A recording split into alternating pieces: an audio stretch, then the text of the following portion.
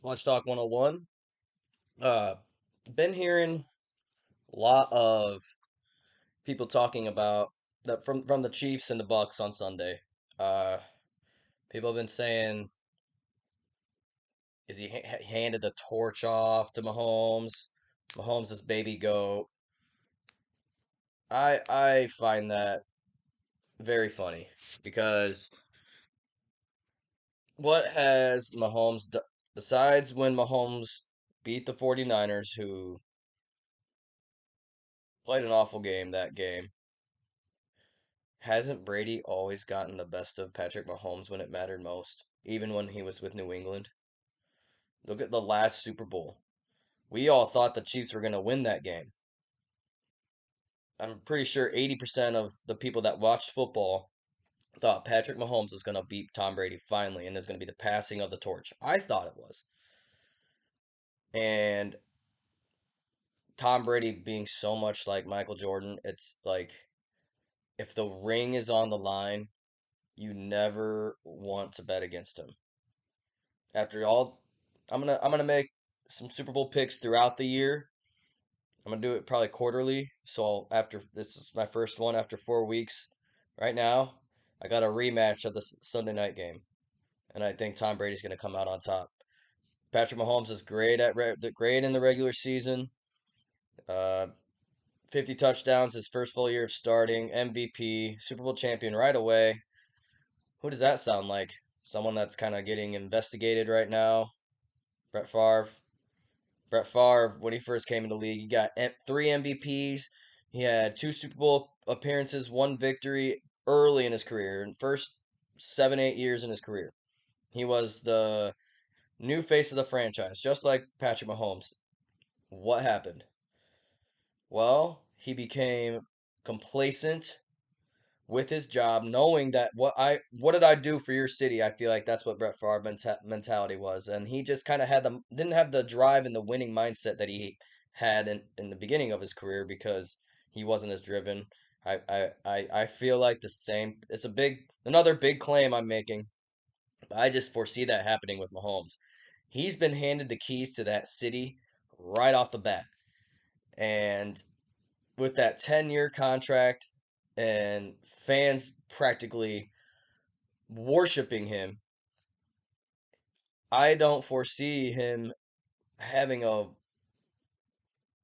dominant career in the later ends of his career.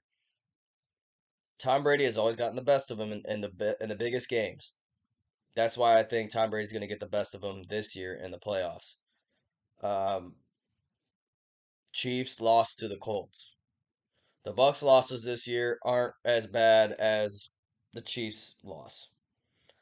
So it shows me that the Chiefs are more inconsistent. They have a lower floor, but a higher ceiling. And Tom Brady seems like he's just kind of like steadily on the upticks, just slowly but surely. He's gonna get his troops rounded up. I think that by the end of the season, Tom Brady's team will have great chemistry. Their defense will straighten things up after that game. I would think them being so dominant. Um, So yeah, I just think that it's pretty ridiculous. Someone with 7 Super Bowls who's been to 10, won 70% of his 10 Super Bowls, and someone that's been to a Super Bowl twice and lost to this guy almost every game he's played him. People are just assuming that Mahomes is the future GOAT or the baby GOAT. It's ridiculous. Stack a couple rings up, get up to 3 or 4, and then you'll have talk about being the GOAT.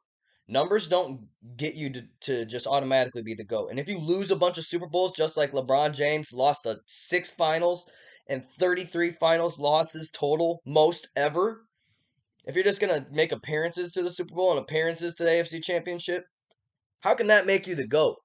The GOAT stands above everyone else. And the only person that stands way above everybody else is Tom Brady. And the next one down, and he's a ways down, but then he's above everybody else too. Joe Montana, 4-0. I still gotta wait on Mahomes to proclaim him the GOAT. He's been in the league less than 10 years. He's been to Super Bowl twice. He got destroyed his last Super Bowl, and then last year he didn't even make it to the Super Bowl. So, I mean, they lost to the Bengals. The Bengals, if the Bengals played top notch, if the Bengals played the Bills, I think we all know the Bills probably would have beat the Bengals. The Bills have a way better defense than the Chiefs. Chiefs have a liability on their defense, and Mahomes is always he has definitely more upside. He's definitely the hottest quarterback right now. Like I am not talking smack about Mahomes. I love Mahomes, but I mean he's got to have the best arm. He makes the craziest plays. He's won most of his games. You know, he's gone deep into playoffs, MVPs. I get it. But Tom Brady has 20 some years in the league, and he just beat him in a Super Bowl, the Super Bowl before the last one. He just crushed him in a Super Bowl just over a year ago, 2 years ago, excuse me. And they have and the Bucks have better weapons now.